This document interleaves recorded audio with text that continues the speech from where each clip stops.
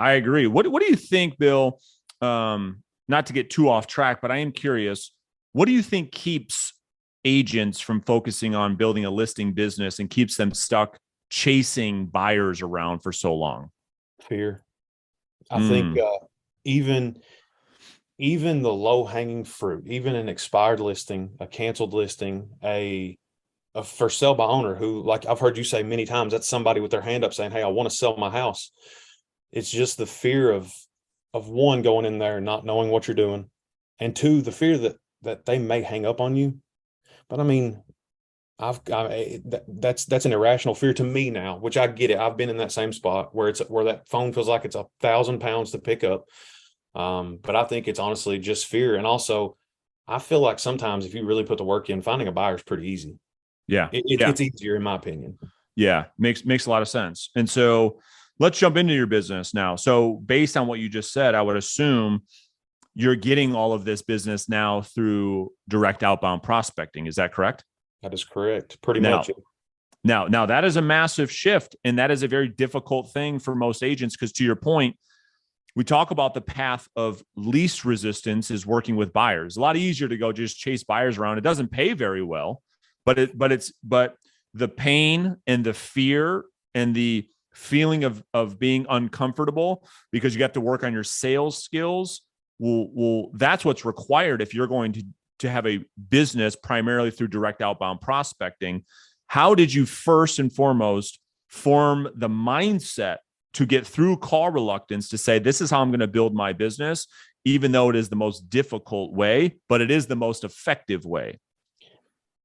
To get through that mindset, I mean, it was kind of like what I talked about earlier. It was kind of the fear or the wall, so to speak. Yeah. And I knew that, like I said, man, it was do or die time. I had to pick the phone up. And up until that point, I didn't really have that much call reluctance in a way. I won't say like I said, last year I would circle prospect some, but that was a very long game.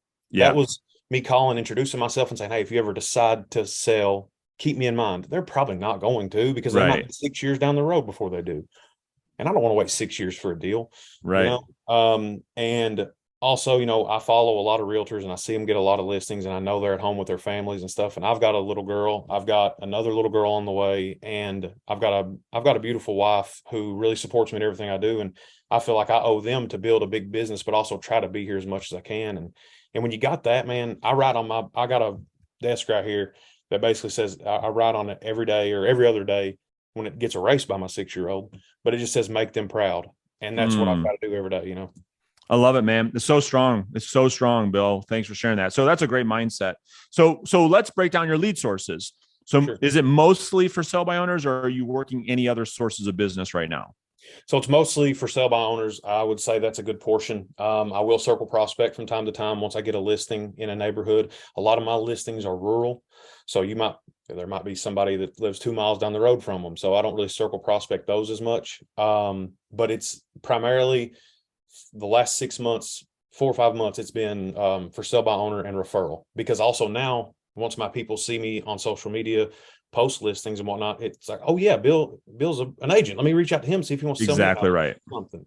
And I don't mean to like say, hey, listen, put yourself out on social media and you'll get the rewards back, because I'm not saying that's wrong, but I've tried it before with no listings and it's a lot harder. But when people see you doing the work, they want you to work for them, because I'm a hard worker. At the end of the day, it's what I hang my hat on. I might not be the most talented, I may not be the best looking, but I tell you what, I will outwork anybody that you put in front of me. I love it. Well, and what you're talking about is something we call evidence of success. So Yes. once your sphere of influence sees how hard you work for other people, then they say to themselves, okay, it's safe that we can now use Bill too. Look Mhm. how hard he's working. Look at the results he's getting for others. It's that social proof. And that's why it's working so much better on social media now than it was before, when we were just maybe going out there and asking for business without the evidence of success, without the social proof of others getting success by working with you. So I love it. So you're working for sell by owners. Let's give the audience maybe a little for sell by owner masterclass. And Okay. so let's talk about the initial contact. So, what are some best practices? What are some mindsets? What are some skills, tactics, strategies you use on the initial conversation with the for sale by owner when you first reach out? So So I've got your script book. I've got FSBO 1.0 and 2.0. And initially when I first started, it was basically just get in the door to go see them or ask them if they want to work with a seller or a buyer eventually. But what I do now is basically I introduce myself. I don't go by the script line by line. Good. I'm not, it's not like a minute by minute schedule. Right. It's also not a line by line script for me. I just have bullet points, and basically I do the intro. I ask them if they're still selling on their own. I definitely make sure I tell them that I respect the fact they're doing on their own.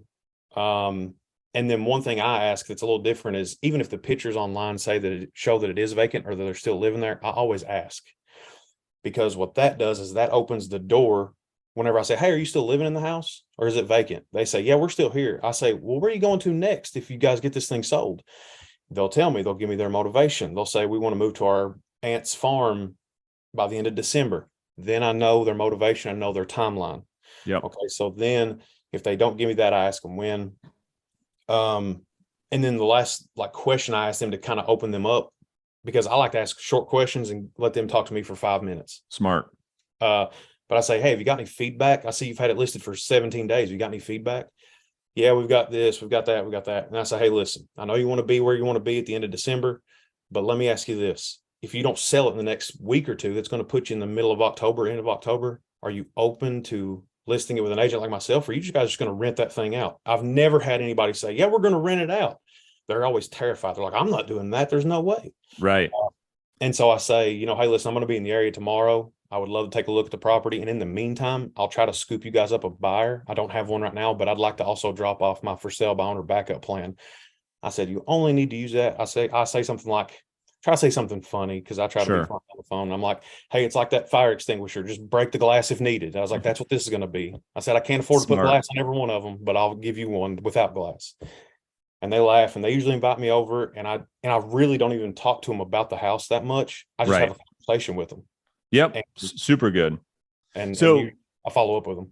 Yeah. So then you hit all the major points on the first call, on the first conversation that we teach, right? And it's all about using pattern interrupts to respect where the person is.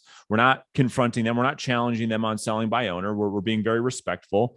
We're asking hypothetical questions that the seller may or may not run across in the future, which then lowers their defenses. They feel a lot more comfortable talking about something that isn't even here yet.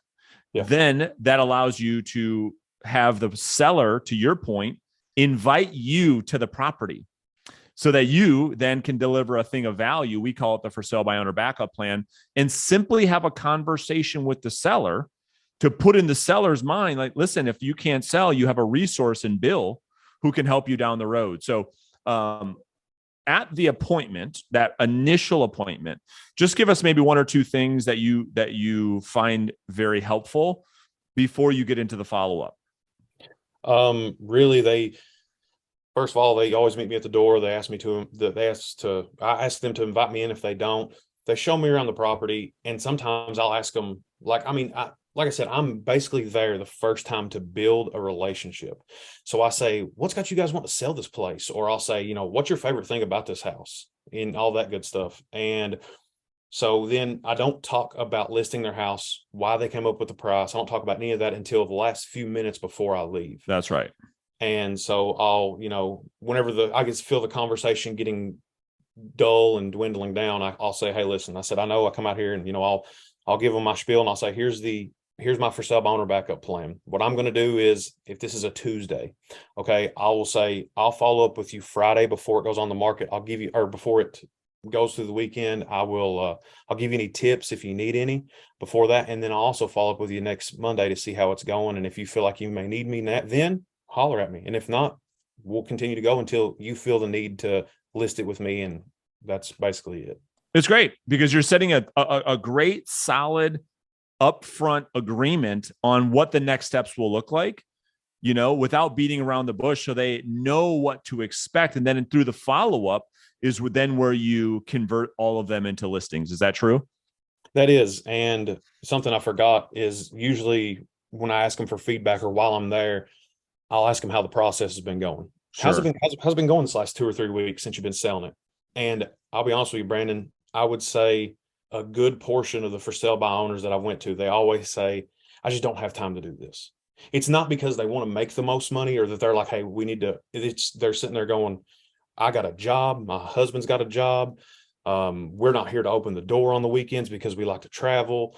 And so again, I remember these things. And when I follow up, I touch on those. I'm like, hey, remember, if you list with me, I'll put a lockbox out there. They'll always be accompanied by a realtor, or, you say you don't have time, you leave the state for a week at a time, you can't show for that week. So that's another thing that I do.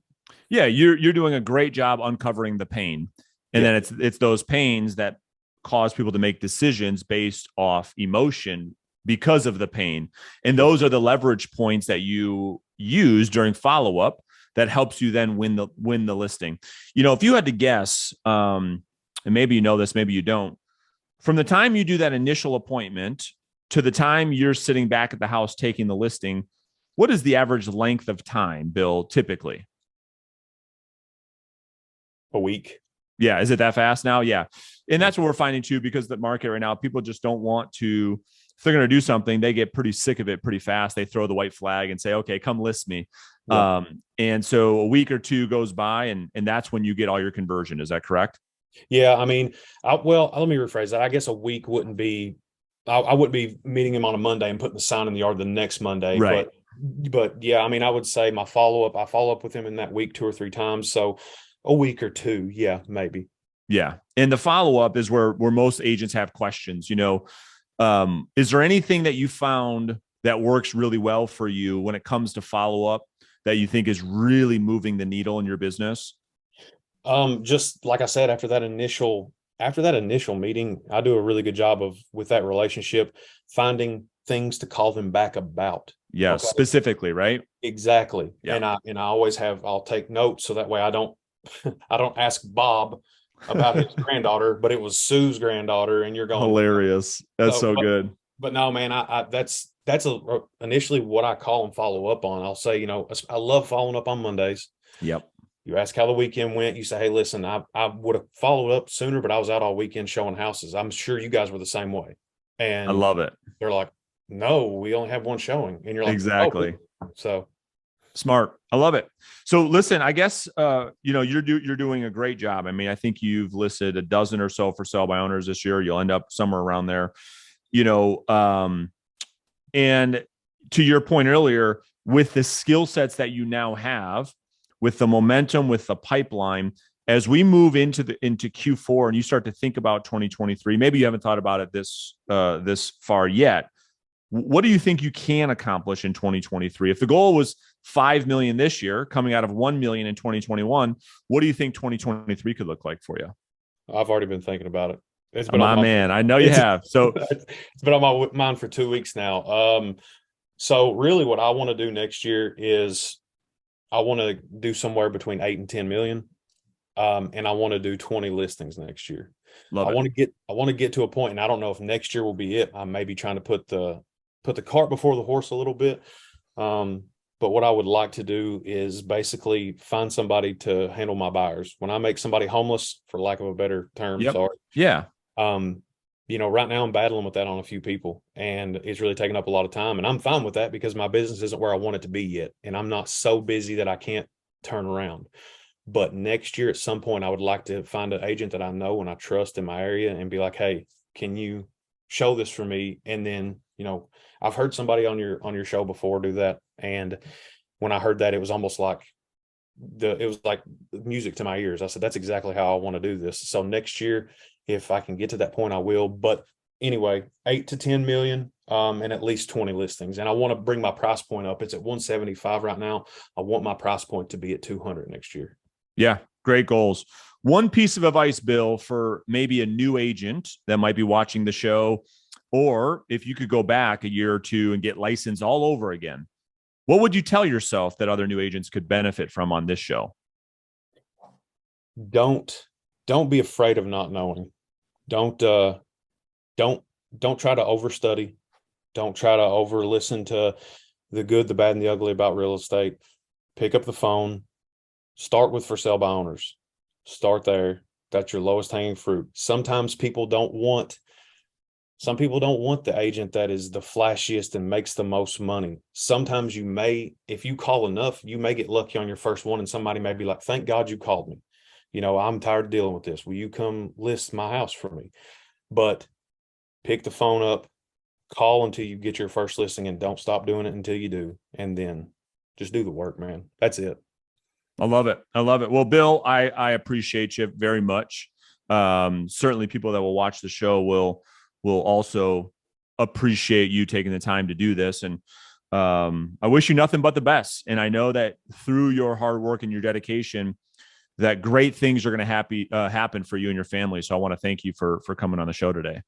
Well, thank you for everything you do. I mean, I know you put a lot of work into this craft, and I know that everybody telling you thank you means a lot to you. But again, man, I've been listening to everything you've said for the past 6 months, and without some of your teaching and your coaching, I probably would be punching a clock right now instead of getting ready to go 2 hours away to show a house and list another one. So thank you.